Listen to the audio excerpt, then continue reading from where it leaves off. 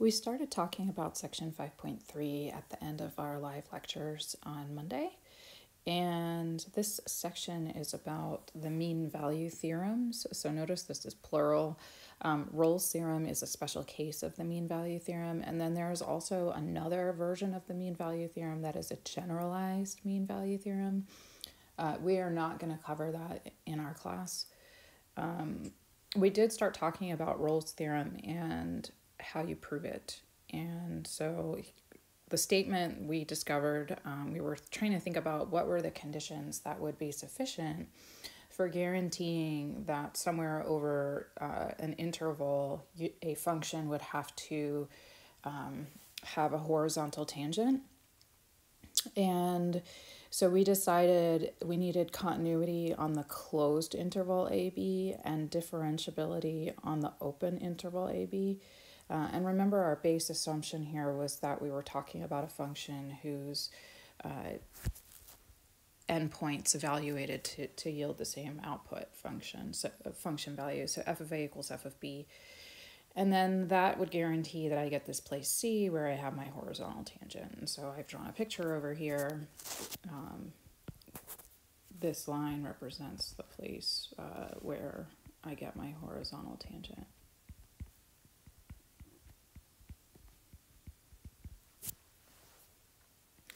So just to review, we talked about why we need differentiability on the interior in order to guarantee the result. And we also talked about why we needed continuity at the endpoint. So I'm just going to remind you all of the examples that we looked at. So differentiability on the interior matters because if you have that place where you turn around, because you're going to start at f of a and then you have to return to that same value by the time you get to b, which requires a turnaround. But your turnaround could be a sharp turnaround, like it could be a corner, for example, from an absolute value function.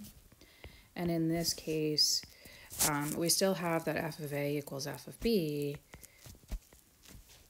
but we don't get that smooth turnaround because of the corner. So what we see is that f is not differentiable here.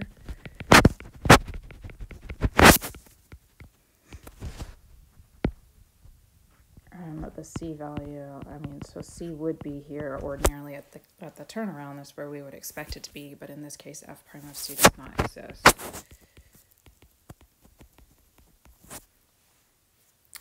And then why does continuity at the endpoints matter? Well, we know that if we have differentiability on the interior by theorem, that means we have continuity on the interior. So why do we need to go a step further and say, not only are we continuous on the interior, we also need it at the endpoints. The example that we had was you can end up having a jump discontinuity at the endpoints that allows for the function values to be the same there, but the overall behavior of the function never actually really has to turn around. It's like you start at f of a, you go off to somewhere else, and then you jump down to f of b. And that jump discontinuity means you don't ever have a smooth turnaround. So from here we can see that f prime of c is non-zero for all c in our interval a to b. In fact, the way I've drawn an f prime of c is just some constant non-zero value. It's whatever the slope of that line is. So we also talked about how you would prove Rolle's theorem in our lecture. And the key here, again, is to always focus on the conclusion. And when I look at this conclusion, I say, well, where have I seen this before? What results do I have that allow for me to say that there has to be a place where the derivative is equal to 0? And that should remind us of the interior extremum theorem. So again, the question we're asking here is, where have we seen the conclusion there exists a C in AB such that f prime of C equals 0? So where have we seen this before? and it's the interior extremum theorem.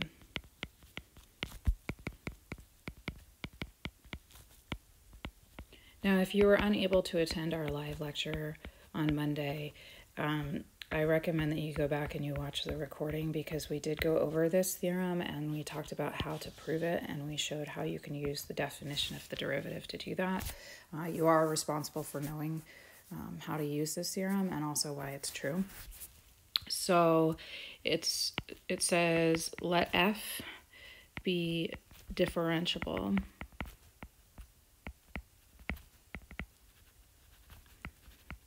on AB. And then if f attains a maximum at C on the interior, so inside the interval, this is not an endpoint because we don't want to have a place where we're cutting our function off and creating a maximum, then f prime of C must be equal to 0. This is also true for minimums.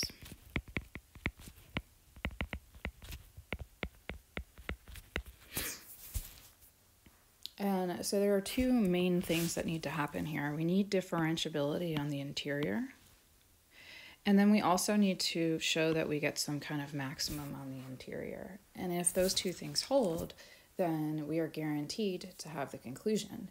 So if I'm going to try to prove Rolle's theorem, I want to try to show why the conditions and the assumptions of Rolle's theorem are enough for me to show that the conditions of the interior extremum theorem are met.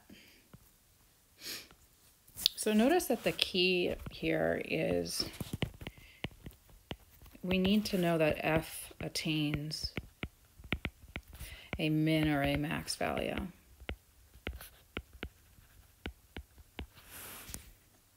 And so we think, well, what types of results do we have that guarantee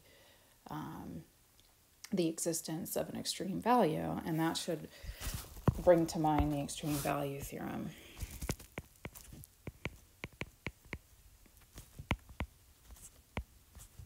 And the extreme value theorem said f continuous on a compact set implies f attains a max and a min on that set.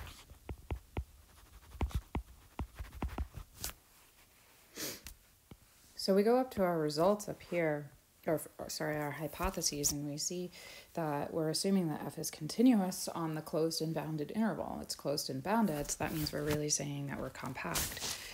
Then we end up getting, we know that applying the extreme value theorem, there has to be a min and a max that occurs over our interval.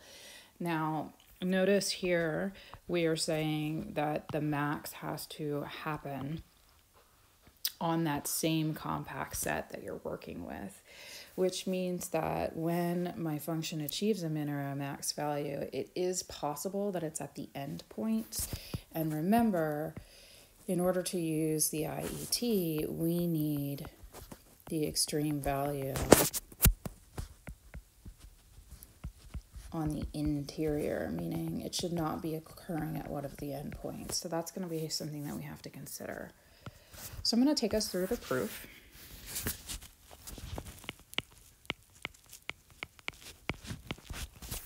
So I get to assume f is continuous on the closed interval AB, differentiable on the open interval AB, and f of A equals f of B. Since AB is a compact set,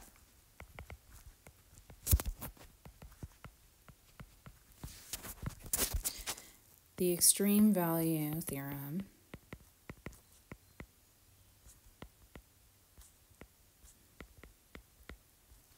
implies that f attains both a min and a max on the closed interval AB. Now, if at least one of these extreme values occurs on the interior, then we can just apply the interior extremum theorem and we're done. But we also need to consider the case where both the min and the max occur at the endpoints. So at this point in our argument, we're going to split into cases. So case 1, f attains at least one extreme value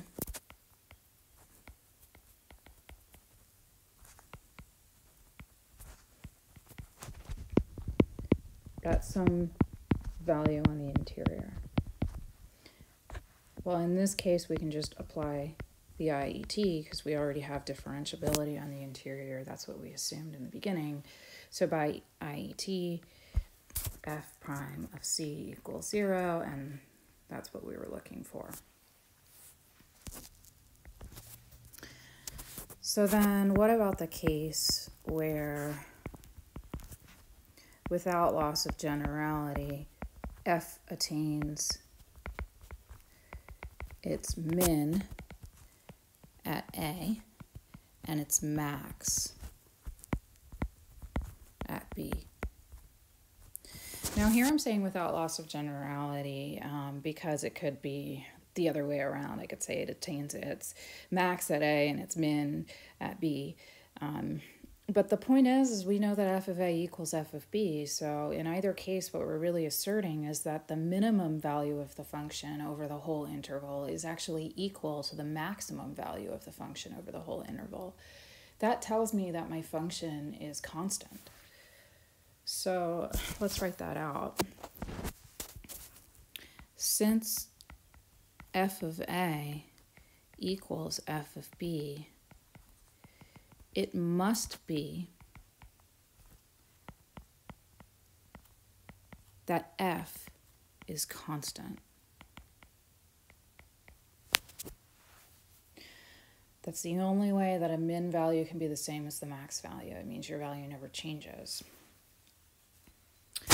Then f prime of c has to be 0 for all c over your interval because we just have a straight line.